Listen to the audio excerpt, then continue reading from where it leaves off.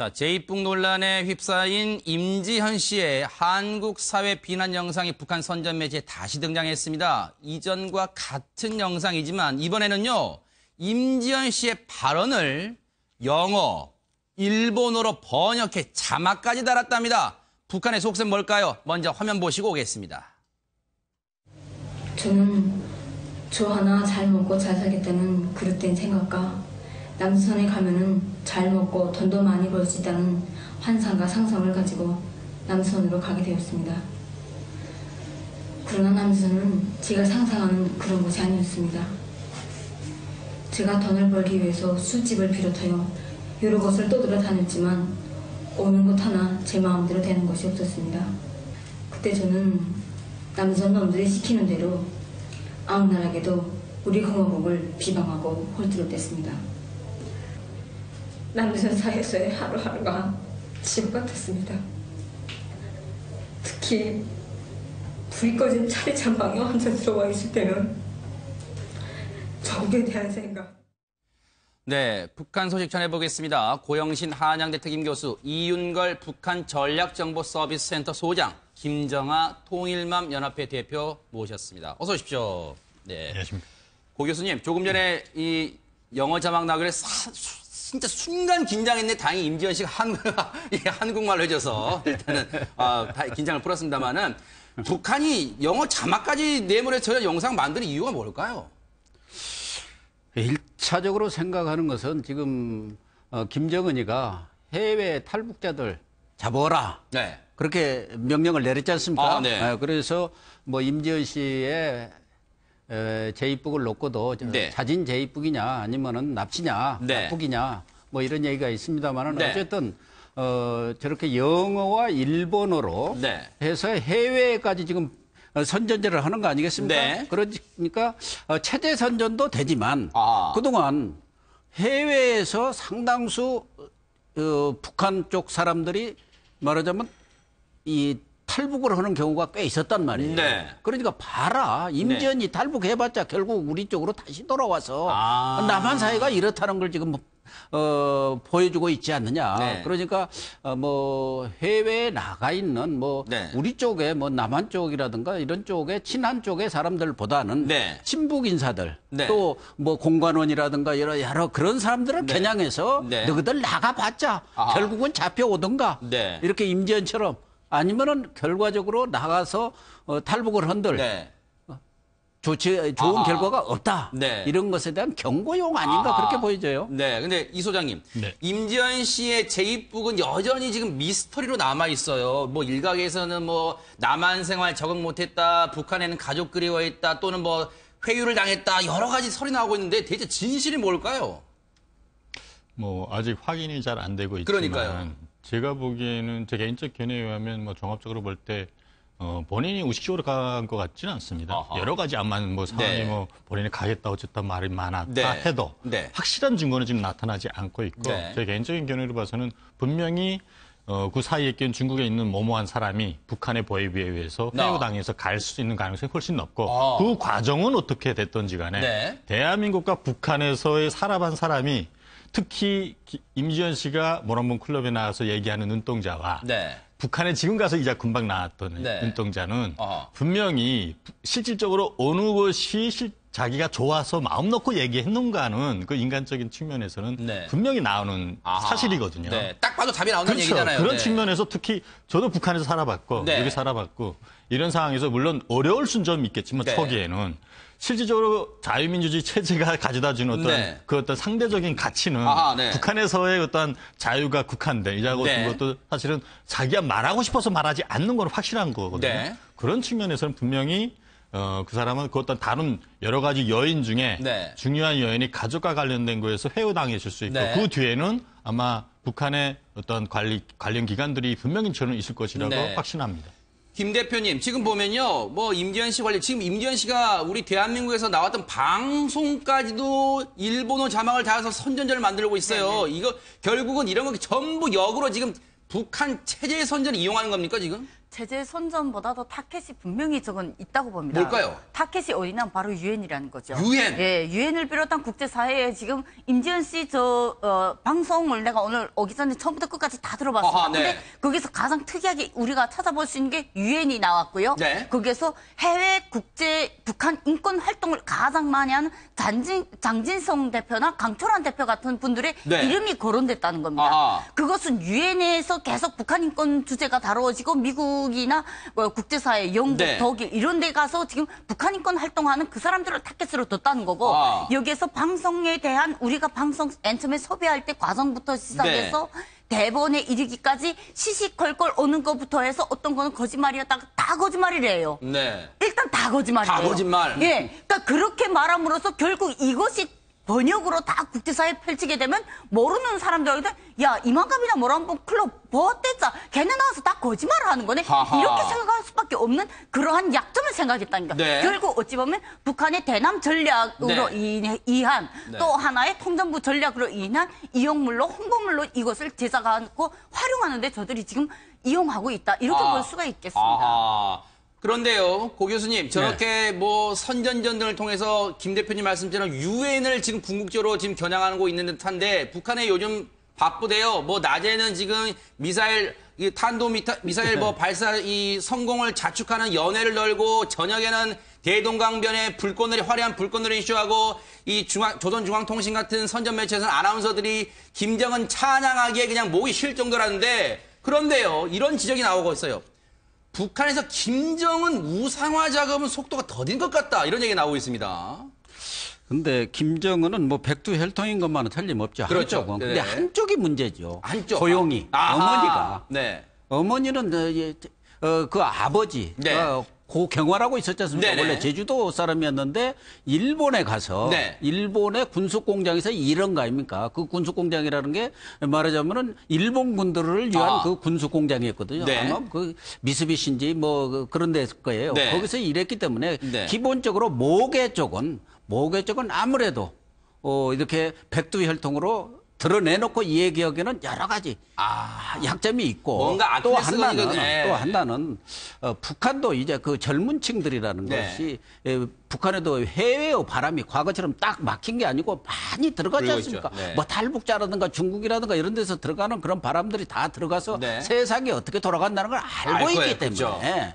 과거와 같이로 완전히 차단된 사회에서는 네. 그런 우상화 작업이 훨씬 쉬웠겠지만 네. 지금 젊은 거기도 20, 30대라든가 이런 친구들이 볼 때는 지금 어느 시대인데 무슨 우상화야 하는 그런 그 반감들이 많이 네. 있었기 때문에 사회적 어떤 그 분위기도 과거와는 네. 달라졌기 때문에 그런 우상화 작업이 좀 어렵지 않겠나 네. 그렇게 보여집니다. 이 소장님, 우리 이제 이 대한민국 사회 예능 프로그램에 한때는 그런 게 있었잖아요. 누구누구의 뇌구조, 대체 무슨 생각할까 궁금하다 해서 누구누구 뇌구조 분석하는 게 많았잖아요. 프로그램에서. 근데 대체 김정은은 뭘 생각할까요? 이 미국도 궁금해하는 것 같아요. 그 인터넷에 무엇을 검색하는가 봤더니 자기 이름을 검색한답니다. 이거 어떻게 된 걸까요? 뭐 제가 보기에는 모든 인간이 같은 거 아닌가요? 자기가 얼마나 언론에 많이 노출되고 자기를 네. 어떻게 평가하는가에 대해서 네. 관심 있는 것 같고 문제는 김정일 때는 네. 컴퓨터에 대해서 그리 숙달되지 않고 또 해외에서의 자기 평가에 대해서 그런 관심이 없는 것 같은데 네. 김정은은 큰 관심이 있는 것 같습니다. 아하. 현실적으로 들리는 말에 의하면 네. 거의 뭐 매일 컴퓨터에 접근하고 있고 그래요? 인터넷에 네. 네, 특히 이제 그 김정은 자체가 네. 자기에 대해서 검색하는 것 자체는 임지연과도 특별히 관련돼 있다고 저는 보거든요. 아, 왜냐하면 자기에 네. 대해서 제일 많이 말하고 하는 것이 네. 모란봉 클럽이나 이만갑 그 채널 A에서 나오는 네. 그 클럽 생각하고 거기서 아하. 자기를 반대하는 것에 대해서 아마 네. 제일 관심이 있으니까 아하. 그런 지시를 내렸을 것 같고 네. 이런 식으로 본인이 그 평가되는 것 같고 실질적으로 네. 김정은이 뭐 들리는 말에 의하면 자기에 대한 평가가 나빠질 때마다 네. 기분이 나쁜 말을 하는 겁니다. 네. 말을 하면 그 자체가 북한에서는 곧 겨시고 고비거든요. 네. 그래서 이러한 일들이 지금 벌어지는 것 같다는 말도 네. 현실적으로 있습니다. 지금 이제 북한에서 이 김정은의 최측근이 인터넷이라는 말이 나올 정도로 인터넷 사랑이 대단하다고 하는데 지금 대한민국 사회가 지금 폭염에 지금 신음하고 있잖아요. 북한도 더울 거예요. 김 대표님. 네. 김정은이 그렇게 위락시설을 사랑하는 걸로 유명한데 뭐 테마파크도 많고요. 그런데 능라도 유원지라는 게 굉장히 유명한데 일단은 그 능라도 유원지를 소개하는 영상 좀 보시고 이어가 보도록 하겠습니다. 8월의 무더위 속에서 335 짝을 지어 물놀이에 요념이 없는 이들의 행복 넘친 모습들에 우리는 촬영기 초점을 연방 맞춰갑니다. 귀여운 아들, 딸들을 구명대에 태우고 모성의 기쁨과 행복에 한껏 취해 있는 어머니의 저 모습. 사람들은 오늘의 기쁨 넘친 모습을 사진에 남기는 것도 잊지 않고 있습니다. 역시 물놀이는 장난이 많은 아이들이 제일 좋아하는 놀이 중에 하나입니다. 낭만과 열정, 기쁨과 환희에 넘친 웃음소리는 높이가 18m인 물미끄럼대에서 절정을 이룹니다.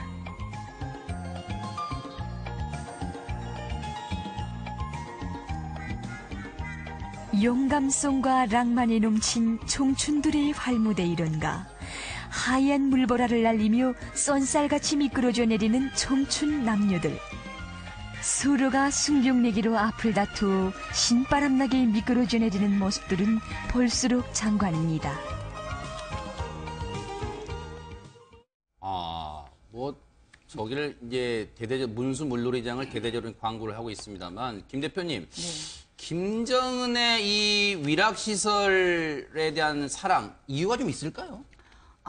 김정은은 평양을 말 그대로 세상에 부름 없어라. 평양의 구호가 그겁니다. 세상에 부름 없어라. 아하. 세계의 모든 좋은 시설은 다 갖다 놓고 평양만은 자기만의 궁전을 만들고 궁전, 아하. 그러니까 왕국을 만들고 싶은 것이 바로 평양에 극한됐다는 거예요. 아하. 그것이 북한 전체에 극한이 됐으면 얼마나 좋겠습니까? 그러니까요. 그랬으면 솔직히 탈북이나 했겠습니까? 안 네. 했겠죠. 아하. 그러나 북한은 제2의 공화국. 네. 평양이라는 왕국이 따로 있고 지방이라는 북한 주민들이 살고 있는 북한의 진짜 북한의 모습. 네. 그러한 두 개의 공화국이 있기 때문에 김정은은 평양에 올인할 수밖에 없는 겁니다. 그래서 네. 평양에는 전 세계적으로 좋다는 건 다 갖다 놓고 싶은 거지. 김정일의 김정일 때부터 네. 그러한 욕망. 평양에 또 다른 왕궁을 건설하는 게 그게 네. 욕망이기 때문에 네. 북한 전체 주민들이 어떻게 살든 저들에겐 그것이 전혀 관심이 없습니다. 아하. 예, 그래서 평양 안에 문수 물놀이장 같은 그러나 실제 저 문수 물놀이장을 이용하는 평양 주민들도 네. 한계가 돼 있다는 겁니다. 일반 서민들은 저걸 이용 못합니다. 북한 내 상류층들만 이용하겠죠. 그렇죠. 네, 아하. 그런데 이 소장님, 네. 이런 가운데 그 아마 우리 시청자분들도 많이 들어보셨을 거예요. 북한의 그 유명한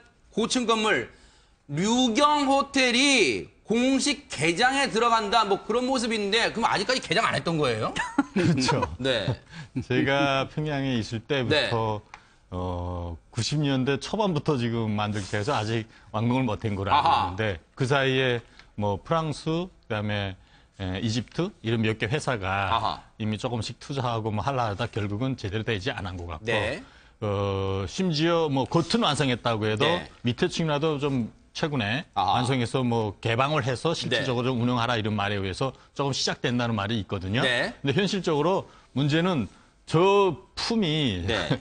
그러니까 세계에서 그때 당시 착공할 때는 네. 제일 높은 건물이었어요. 105층이라네요, 105층. 네, 네. 그때 당시 제일 높은 아, 거고 그 네. 이후에는 지금 몇 개 건물이 나왔거든요. 중국이나 대만이나 이런 곳에. 근데 그런 정도로 사실은 북한의 주민들과 북한의 어떠한 생산 구조나 어떠한 네. 그 수입대 지출이 맞지 않는 그런 것들에 대해 사실은 북한의 내부에 있는 네. 관련 일꾼들이나 네. 기술자들도 저건 정말 허풍이다. 아하. 근데 현실적으로 지금까지 그렇게 된 거 봐서는 네. 그 지금까지도 만약 저기 완공돼서 돌아간다고 해도 북한이 과연 무엇으로 저걸 운영해서 네.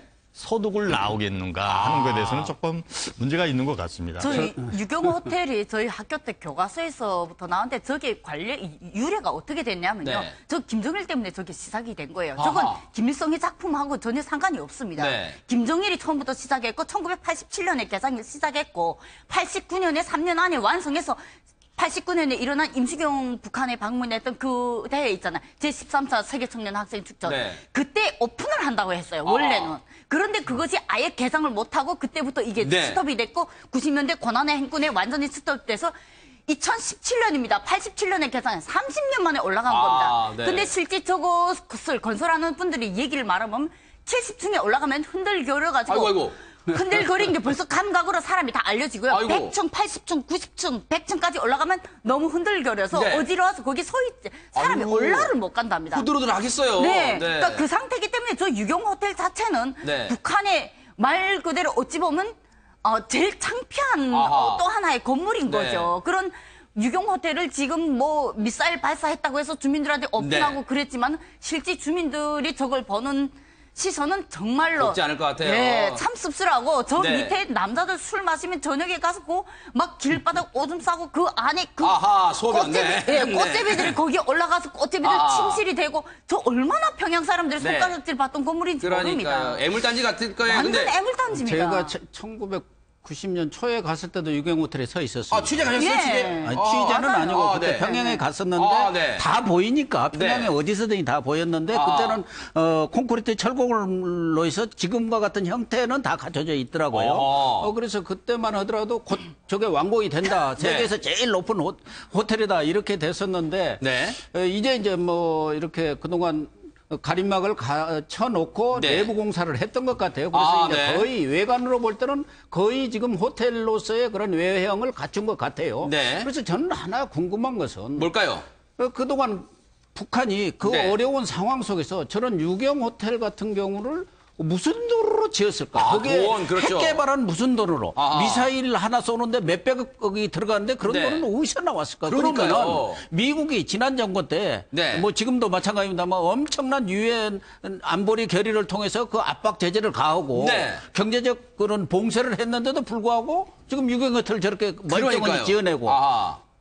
지속적으로 뭐 이렇게 미사일 쏘고 네. 핵 개발하고 네. 이런 돈들이 거의 나왔다고 본다면 네. 결국은 중국이라든가 이런 데서 들어오는 돈이 가장 컸을 것 아닙니까? 네. 물론 뭐 해외 어떤 그 정보망이라든가 네. 또 해외 노동자들을 수출해가지고 네. 거기서 버들어 들인 돈도 있겠지만 결국은 중국이 북한에 대한 제재에 네. 아주 미온적이고 제재의 신용만 냈지 네. 실질적으로는 중국에서 그 많은 돈들이 아, 조달되지 않았겠느냐 그랬겠네요. 이런 차원에서 본다면은 네. 지금 뭐 미국에서 이제는 중국에 대해서 엄청난 압박을 가하겠다고 지금 하고 있는데 과연 실효성이 있을지 저는 그게 의문입니다. 네. 이 북한이 유경호 때를 뭐 자랑으로 생각하는지 모르겠지만 요즘 우리 시쳇말로 그런 것 같아요. 그건 네 사정 이렇게 말할 수 있을 것 같은데 북한이 자랑으로 삼는 건 또 있습니다. 대동강 맥주라는 거 들어보셨을 겁니다. 이 대동강 맥주에 대한 사랑이 어느 정도인지 먼저 관련 영상 좀 보시고 이어가 보도록 하겠습니다.